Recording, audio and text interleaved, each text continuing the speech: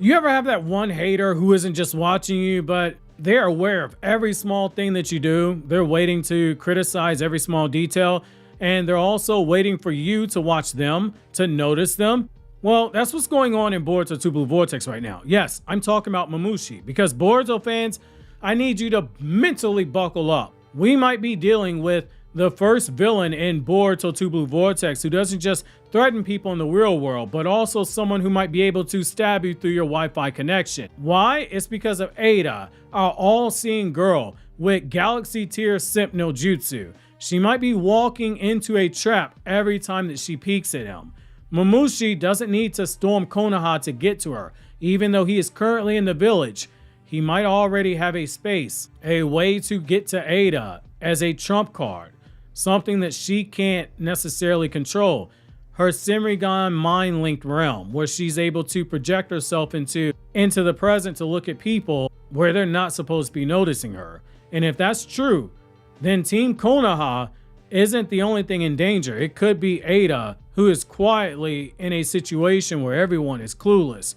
So we're going to take a deep look into Mamushi's mental infiltration of Ada seriously, how the story might have been telegraphing this threat, and why Daemon, for as strong as he is, might be powerless if Ada chooses to look in on Mamushi again at the wrong time. And yes, if Mamushi is the Diddy of the Naruto world, then Ada might be standing in the metaphorical baby oil filled hallway with no exit. So join me in today's newest Naruto Explained video where your OBC, your original Boruto chief, hopefully makes you put some respect on the name of Mamushi. Also, don't forget to check out my Anime Explained channel where I discuss other anime and manga besides Naruto, and my Everything One Piece Explained channel where I break down One Piece and I blind react to every chapter from chapter 1 up to the most recent chapter. As a brand new reader who's never been spoiled, both will be linked in the description box for those of you guys who are curious. Now, this is a moment that should get more focus from fans. Right when Mamushi marked Ada as his target, the manga immediately cut to Ada using her Senrigan, and Mamushi, he clocked her in real time. He wasn't confused. He didn't even pause. He didn't scan the horizon dramatically. No, he walked straight up to her in that projection location that she was at, and he basically said, "Oh, I'm watching you. Oh, you're watching? Bet, I see you too." Most villains get found by this all-seeing character and don't realize she's looking at them. Mamushi, he found that all-seeing character first, and then he proceeded to threaten and hunt the projection, like he was testing the interface itself. Because again, Ada is a pun on Ada programming language and on Ada Lovelace, the first female programmer. That's not a "I sense the chakra" moment. That's a "you peek at me and I can reach into your window too" moment.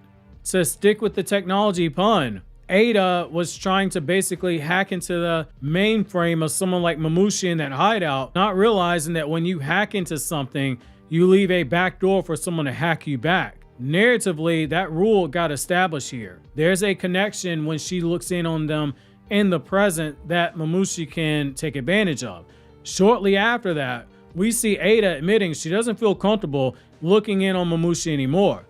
Not because he might come to kill her physically, but the story stops short of saying that. The only thing we know is that Mamushi creeps her out, and it's implying that he is a threat to her when she uses the Senrigan to view him in real time. Again, she doesn't outright state it, but the manga purposely left it as an implication. An implication in this series means one thing: the danger isn't physical. It might be conceptual, it might be metaphysical, it might be mental space territory.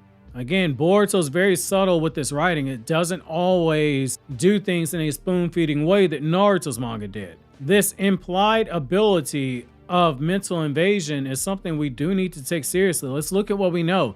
Ada's power isn't just sight. We see in part 1 that when she is looking in on things in the present and the past, she's able to project herself in there and watch from a distance. She doesn't necessarily watch like a camera in the way that we were first told to it by her in the manga, but instead she is the camera. She is physically in that space through a projection. Basically, her consciousness is being overlaid. Mamushi being able to react to that mental presence is huge. These Shinju, they aren't just beasts.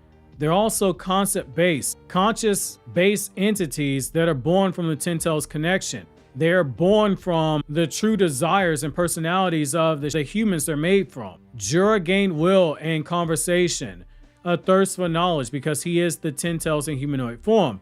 Hidari, Matsuri, Ryu, they all gained something. But Mamushi, being the obsessed guy that he is because of Bug, he gained awareness and a predatory mental reaction. And if you're going, well, wait, Naruto, explain, like that doesn't explain why he's able to interfere and interact with her when she's using the Senrigan. That don't make any sense. How about you explain that? Okay, allow me to explain. Remember how I keep stressing that Ada and all the car inners have tech puns with their names? Bug is a tech pun on a bug. So let's go back to Ada if you haven't already put the pieces together. Ada is a computer programming language. Ada is also the name of Ada Lovelace, the first female programmer in history. That's why I spell it ADA. Viz Media did not catch that Ada's name was a pun like it did code, bug, and etc. So I say that to say this. Bug is a bug, a computer bug. Ada is a computer program. Bug / Mamushi is basically the bug in her programming language. That is why you had Ada, Bug, and Code and Daemon all together. Code, computer coding. Bug, bug in the system. Bug in the programming language. Bug in the programming language that was written by Ada Lovelace, the computer programmer. Daemon, because Daemon's run in the background automatically.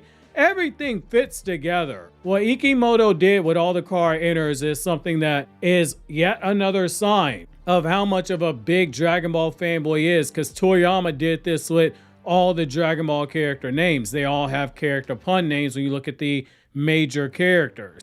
As Ikimoto said, Toriyama is his eternal sensei. It ain't just about looking at the fights. He borrows a lot of stuff that Toriyama tried to do, or rather that Toriyama did, and Ikimoto tries to implement it into the Boruto manga. This is paying homage. That is why Bug is able to interact with Ada when she's using the Senrigan power to look in on the present. He is basically a bug in the system. That means that Bug should have been locked up somewhere. Just like how certain animals attack anything that stares at them, Mamushi, in that moment when he walked up to Ada, he was basically attacking the observer itself. It's very fitting because, again, he is named after the most venomous snake in Japan. That is why he's treating the Senrigan gaze like a prey entering into a psychic environment. And that's where there is some danger here. If Ada looks when Mamushi is primed, he may be able to follow that mental thread back to her instead of just the projection. The Mamushi snake, part of what makes it so dangerous is that it is a very good hunter. It is a very intelligent snake. And this brings me to why Daemon might not be able to save his sister.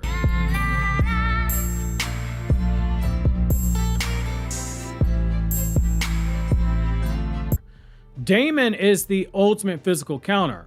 You touch Ada, then you die instantly because Daemon is probably touching his sister. And when you are trying to attack her, you got all these thoughts and etc. Daemon's able to reflect that back on you. But what happens if Ada is in her own mental space, disrupted mentally so she can't warn him? What if she's mentally attacked while her body itself is left unharmed? Daemon does not know what goes on when Ada projects herself.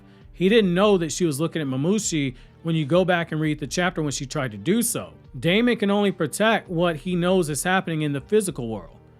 If Mamushi is able to kill her by collapsing her consciousness, attacking that projection that is sent there and is able to transfer to the body, the same way that Itachi killed Izumi using genjutsu to the point that her real body shut down even though it was her consciousness that was attacked. Something that Kakashi himself outright asked Itachi, why didn't he just use Tsukiyomi to kill him? Daemon is useless. He can punch a monster. He can roast a Shinju. He can't punch a psychic invasion that has a visual link to his sister. If Mamushi has all those clones, but he's still activating and acting off of instinct the way that Kashin Koji said happens when he splits himself, His instincts are ultimately going to lead him to Ada. He is an animal hunting a prey. Ada's greatest strength, omnidirectional sight at all time when she uses it, might be the exact moment where she becomes vulnerable. So look, Mamushi might end up getting locked up inside of Konoha eventually. We might see him crying in the courtroom the way Diddy did.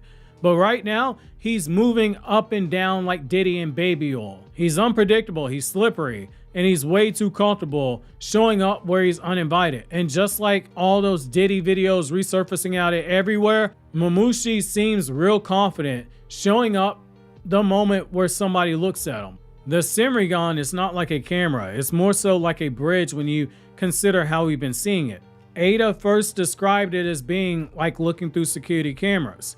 But based on what we see as it's being used, the Senrigan is more like dimensional awareness, a perception plane that overlays existence itself. This is why Ada can feel guilt when she's watching Boruto. This is why she can project herself into the past and the present.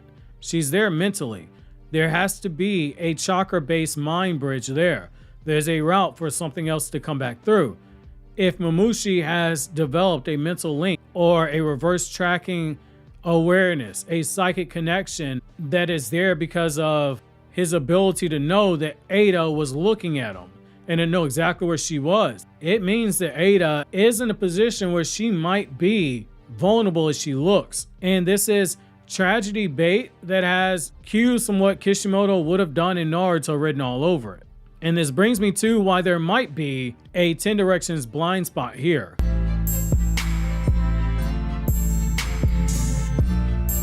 Kashin Koji's prophecy, it sits on a major rule that sometimes fans overlook. If someone acts outside of what 10 Directions predicts because they know the future, fate ends up shifting. So what if Ada panics during the Konoha attack? What if things don't go exactly as planned? What if she tries to check on Boruto or Kawaki when the Mamushi stuff is happening? What if she instinctually uses the Senrigan? What if she accidentally looks at Mamushi in real time? Koji cannot predict personal emotional decisions. Ada is a teenage girl. She's 19, but she's still a teenager. Teenagers are impulsive. Teenagers are irrational. Ada's fear of being helpless, her desire for Kawaki, her desire for Boruto, her own curiosity, those are not logic driven. That's just her being human. That's her being emotional. And that is dangerous. Kashin Koji sees probability paths. He does not see heart-driven panic choices. Koji's fate map does not account for impulse triggers from characters with god-tier perception. If Ada acts from fear, that isn't fate that is basically foreseen by Koji. That is a rupture point potentially. That is the kind of moment that Kashin Koji specifically warned can change outcomes. Meaning, if Ada looks into Mamushi as the attack is happening, Koji's entire timeline may break. And that's narratively perfect.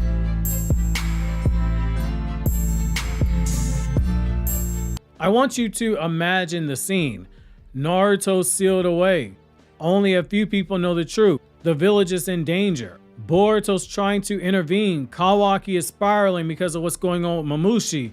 In Ada, she flinches. She uses her Senrigan to try to see things, and then that's where Mamushi pounces. Her body just falls. No wounds, eyes open. Daemon puts down his animal crackers because he doesn't know what happened. Nobody knows what happened because it all took place in her mind. A goddess figure killed not by brute force, but by the one thing that her power can't defend against. The danger of seeing something that she was never meant to see. Ironic given she uses Senrigan for exactly that. Basically, Belle Delphine cosplay goddess versus Eldritch Chakra horror, basically. So if you think that Mamushi is just some random pervert villain, I want you to rethink it. Villains who attack physical bodies are common. You see them in Battle Shonen all the time.